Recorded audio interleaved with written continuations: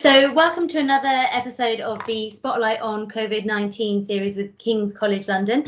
My name is Navjot Lal and I work at the think tank the UK in a Changing Europe, and I will be the Spotlight reporter for this short interview with Jonathan Porter, Senior Fellow at the UK in a Changing Europe and Professor of Economics and Public Policy in the Department of Political Economy at KCL. So a lot of the research that you work on, Jonathan, looks into the economic and social impacts of the free movement of workers within the EU, as well as the economic implications of Brexit. But for this particular feature, for KCL, we will be looking at the social and economic impacts of COVID-19. So I'm going to kick off with my first question, Jonathan. The UK, along with the rest of the world, is thought to be heading into, as predicted, a worse recession for decades. It's been dubbed as the COVID-19 recession or the Great Shutdown. But what are your thoughts on this? I mean, do you think a recession is likely? And if so, how long?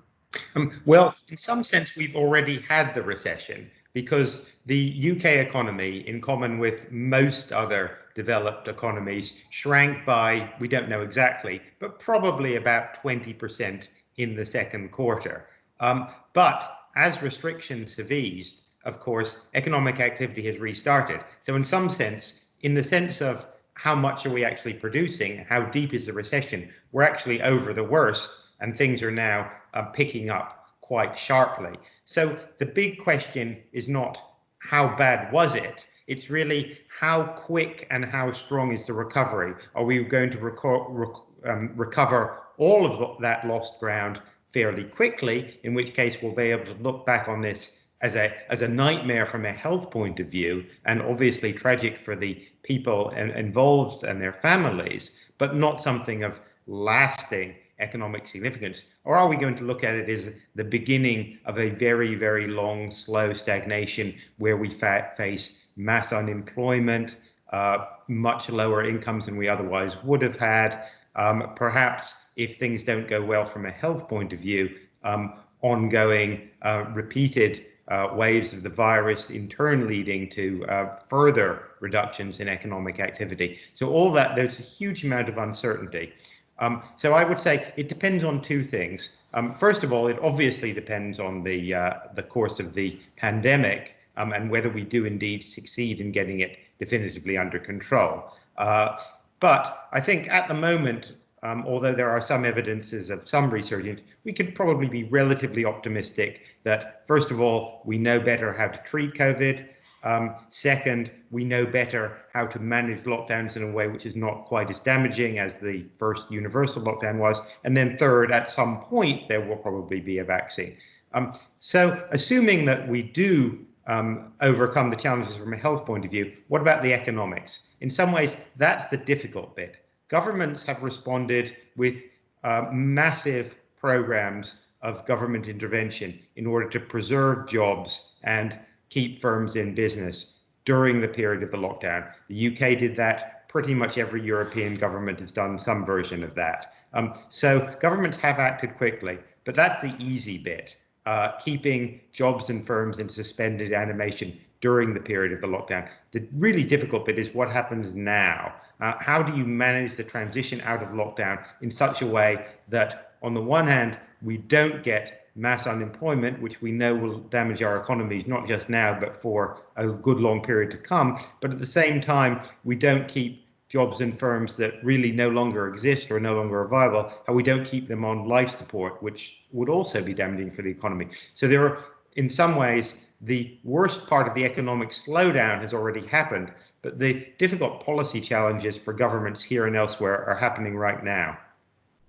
You've stated before that Britain's immigration policy is set to be affected not just by the Brexit negotiations, but also by a whole range of other factors that could not be foreseen, including COVID-19. What do you mean by that? Well, interestingly, and contrary to what many people, including to some extent myself, expected, what we've seen since the Brexit vote is a significant change in the climate towards immigration, both in terms of policy and more broadly politically in the country as a whole. The UK public appears to be considerably more relaxed about immigration. They're less worried about it, and they are more positive about it than they were 10 years ago or 5 years ago, or 2 years ago. And that in turn has changed the political climate. And at the same time, the departure of Theresa May, who was the most anti-immigration prime minister in living memory, has also changed things for the better from an immigration policy point of view. So the government has announced a set of policy proposals for immigration after we exit the Brexit transition period on the 1st of January, which would mean obviously free movement will end, but at the same time the new system is considerably more liberal than the Theresa May had wanted, that people on the from the anti-immigration side of the debate had wanted, and more in line what some of us who have long been calling for a more liberal approach, less restrictive to immigration. So there's a window of opportunity here. How will the COVID crisis affect that? Well, obviously, during the crisis itself, immigration, along with travel, transport, business travel, and so on, has largely been shut down. And that's obviously just a direct consequence of the crisis.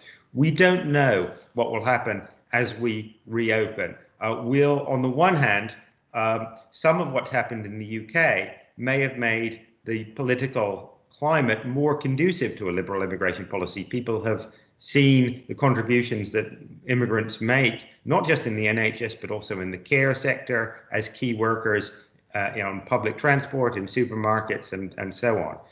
On the other hand, of course, if we have a prolonged period of high unemployment, then the demand for immigration, in terms of, in particular, filling jobs, is going to go down. So we don't know what will happen, but I think the climate has changed towards a more liberal immigration policy that has been reflected in the government's policy proposals. And I think that as we emerge from the COVID crisis, the UK actually has a chance to reset its immigration policy for a post-Brexit world, and perhaps to reverse or redress some of the mistakes of the last 10 years. That kind of sits nicely into my final question, which was, if you were to advise the government on their kind of future planning strategy, what would be the one thing that you would advise to ensure minimum disruption to our economy and immigration? Well, it's always very dangerous to ask an academic for one thing, because of course we always have 3 or 4. But I think really in the short term, the key thing is to ensure that the new immigration policy is implemented efficiently and effectively, because it's a real challenge to reshape a whole area of government policy that deals with hundreds of thousands of applications in just a few months, which is the task the government set itself before the COVID-19 crisis. Now, of course, civil servants, governments, and politicians have lots of other things on their mind. So there's a real risk that when we get to the 1st of January, that the new system just isn't ready, it just isn't up and running. And that would be very damaging, not just in the short term to businesses and to individuals who want to make use of it and find that their applications are being delayed or not processed properly, but it would actually be really damaging to the reputation of post-Brexit Britain. This will be the biggest single policy change that happens on the 1st of January. And if we want to make a success out of global Britain, we need to show that we're actually open for business on the 1st of January, and the immigration system is an absolutely key part of that. Professor Jonathan Portes, thank you so much for taking out the time for the Spotlight on the COVID-19 series with KCL, and for that very easy to understand analysis of the economic and social impacts of COVID-19. Thank you very much, Nav.